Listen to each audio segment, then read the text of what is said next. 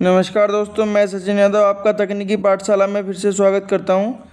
आज जो हमारा टॉपिक रहेगा दोस्तों वो रहेगा फर्स्ट एड, प्राथमिक चिकित्सा। आज हम जानेंगे जो फर्स्ट एड है वो क्या होता है और वो कैसे दिया जाता है और किन किन अवस्थाओं में हम फर्स्ट एड है वो दे सकते हैं। तो आइए सबसे पहले हम जानते हैं फर्स्ट एड को हम हिंदी में क्या कहेंगे। प्राथमिक चिकित्सा।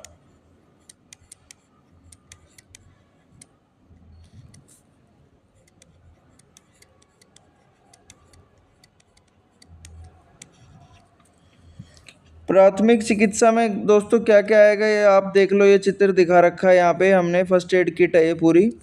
इसमें मास्क दे रखा है, ये पैड दे रखी है, ये ग्लव्स दे रखे हैं, यहाँ पे पूरी गाइडेंस की बुक दे रखी है, ये पट्टी दे रखी है, यहाँ पे क्रीम दे रखी है एंटीसेप्टिक, ये डिटॉल है, ये सीज़र वगैरह औजार जो होते हैं मेडिकल के, ये टैबलेट्स दे रखी हैं, ये सिरिंज है, ये थर्मामीटर है, ये प्लास्टर्स दे रखे हैं, ये एस्प्रिन दे रखी है, ये कोल्ड का पैक दे रखा है, ये ब्लैंकेट है। ये सब चीज़ें हमें दे रखी है, बैंडेज वगैरह, टॉर्च है जो। ये पूरी एक फर्स्ट एड किट है गाइज। अब देखते हैं फर्स्ट एड किट होती क्या है। अब देखेंगे बुनियादी प्राथमिक चिकित्सा, basic first aid. Basic first aid में क्या क्या आएगा भाई, अब हम देखेंगे बेसिक जो है वो फर्स्ट एड है वो क्या होती है। प्राथमिक चिकित्सा किसी ऐसे व्यक्ति की ज़रूरतों को आकलन करने और उन्हें संबोधित करने की प्रारंभिक प्रक्रिया को संदर्भित करती है। जो भाई घुटन से महसूस कर रहा हो, दिल का दौरा पड़ा हो, एलर्जी की प्रतिक्रिया हो रही हो, दवाओं या अन्य कोई चिकित्सा आपात स्थितियों के कारण घायल हो गया हो, या वो किसी भी शारीरिक संकट में है तो हम उसको फर्स्ट एड दे सकते हैं।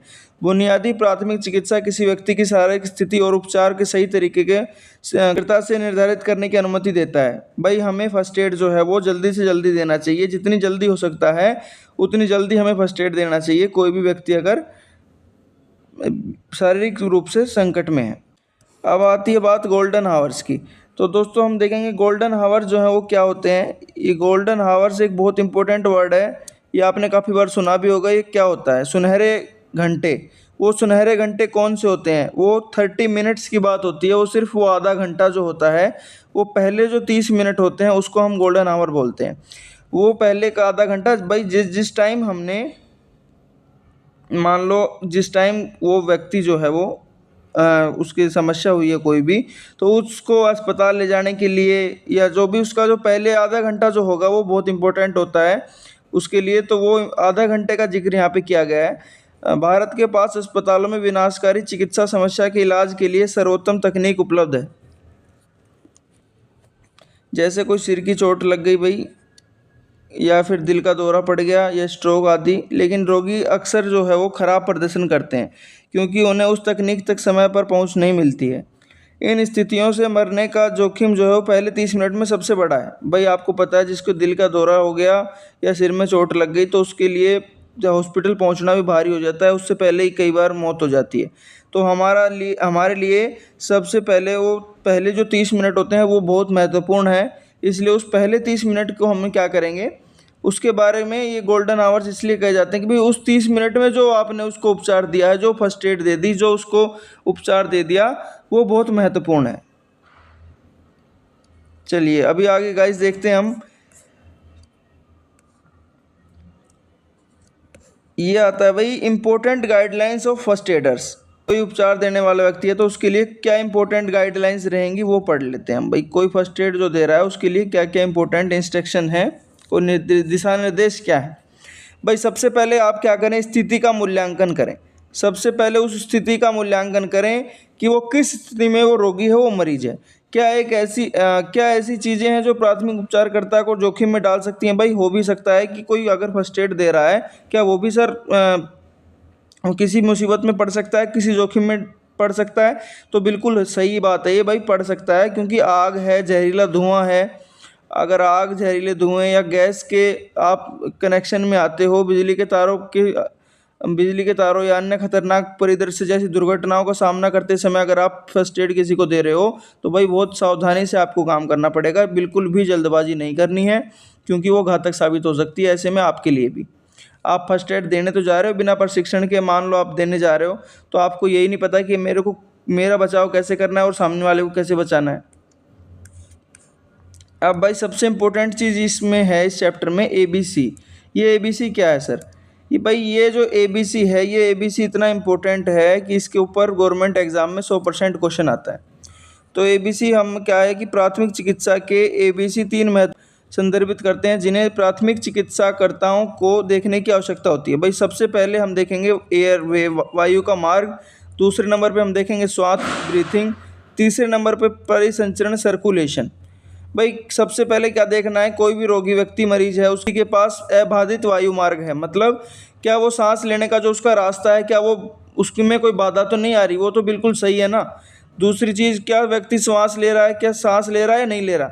तीसरी चीज़ देखेंगे क्या व्यक्ति की जो नाड़ी होती है, जो हाथ कलाई पकड़ के देखते हैं हम, क्या वो नाड़ी बिल्कुल सही चल रही है नहीं चल रही है। ये 3 चीज़ देखनी होती है भाई, एक वायु का मार्ग, एक ब्रीथिंग सांस ले रहा है और एक ब्लड का सर्कुलेशन। ये 3 चीज़ अगर सही है तो उसको बचाने की कोशिश हम करते हैं और बचा सकते हैं। क्या आपको दिखा रखा है ABC फर्स्ट एड, पहला एयरवे है, दूसरा ब्रीथिंग और तीसरा सर्कुलेशन।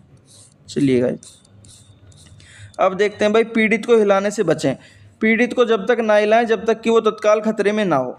पीड़ित को स्थानांतरित करने से अक्सर चोट लग सकती है। अगर किसी की रीढ़ की हड्डी टूटी हुई है और आप उसको हिला के या कैसे किसी तरीके से ले जा रहे हो तो भाई उसमें उसकी खतरा बढ़ सकता है, इसलिए आप उसको हिलाने से बचें। अब आता है call emergency service. Emergency service मतलब हम इमरजेंसी सर्विस हैं उसको कॉल करेंगे, मदद के लिए कॉल करें या किसी और को जल्द से मदद के लिए कॉल करने के लिए कहें। भाई अगर आप कॉल कर सकते हो तो आप करो, या फिर किसी और को कहें कि आप भाई कॉल करके उसको बचा सकते हो तो बचाओ।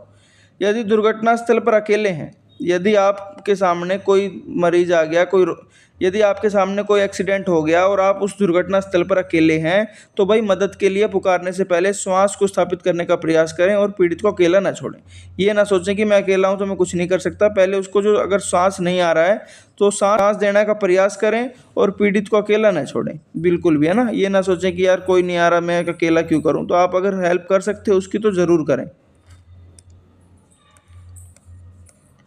सबसे पहले कह रहा है प्रतिक्रिया निर्धारित करें। भाई आपको ये पता होना चाहिए कि मेरे को कैसे इसको बचाना है, उसकी प्रतिक्रिया क्या रहेगी, कैसे मैं उसको बचा सकता हूँ, है ना।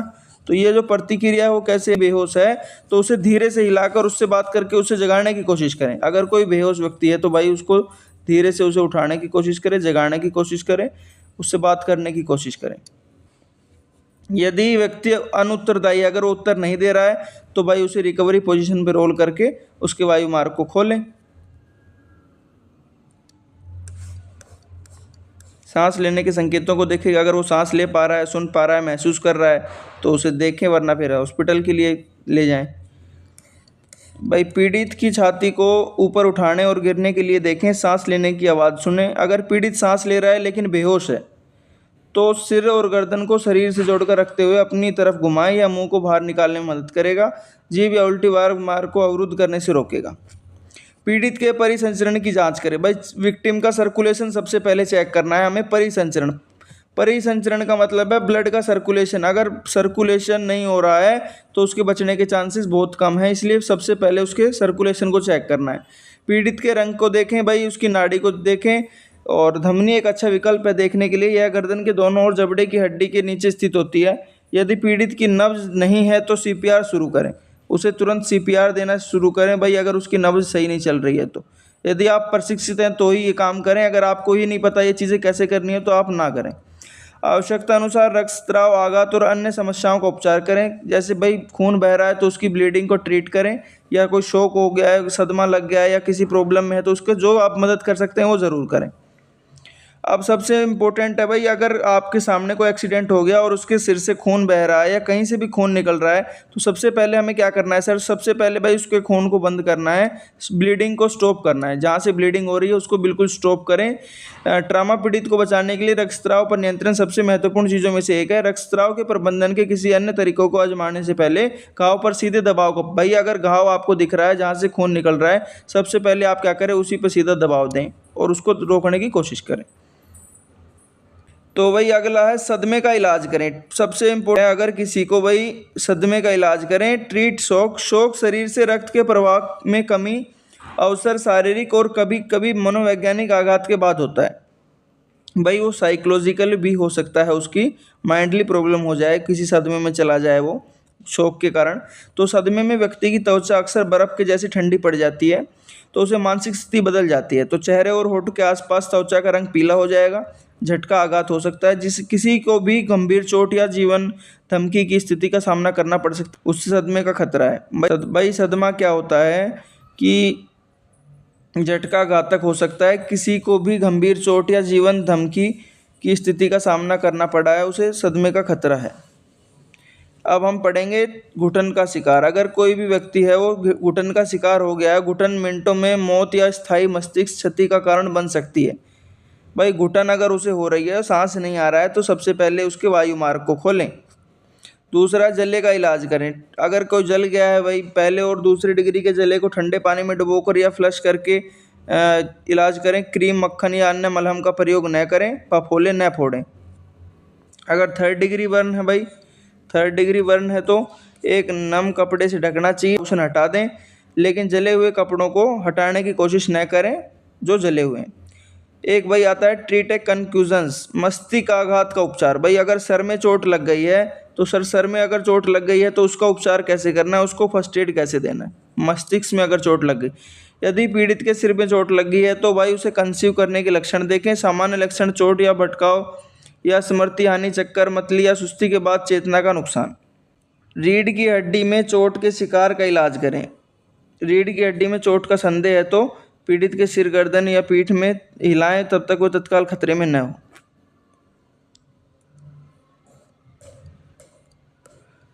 सहायता आने तक पीड़ित के साथ रहें। भाई एक सबसे महत्वपूर्ण चीज़ ये है कि अगर आप किसी की हेल्प कर रहे हो, फर्स्ट एड दे रहे हो, तो सहायता जब तक उसके पास नहीं आती है तब उसको अकेला ना छोड़ें। आप तब तक उसको अकेला ना छोड़ें, उसके साथ रहें, विक्टिम के साथ रहें, उसकी हेल्प करें।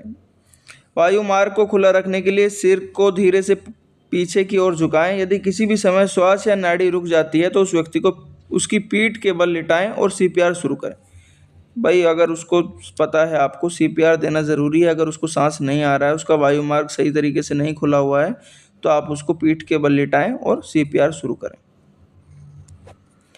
रीढ़ की हड्डी में चोट लगने पर पीड़ित की स्थिति का सावधानी पूर्वक आकलन करना पड़ सकता है। यदि व्यक्ति उल्टी करता है तो पूरे शरीर को एक बार में एक तरफ घुमाएं। रोल करते समय सिर और शरीर को एक ही स्थिति में रखने के लिए गर्दन और पीठ को सहारा दें। अगर आप किसी व्यक्ति को बेहोश होते हुए देखें तो गिरने से बचाने की कोशिश करें। व्यक्ति को फर्श पर सपाट लेटाएं और पैरों के स्तर को ऊपर उठाएं।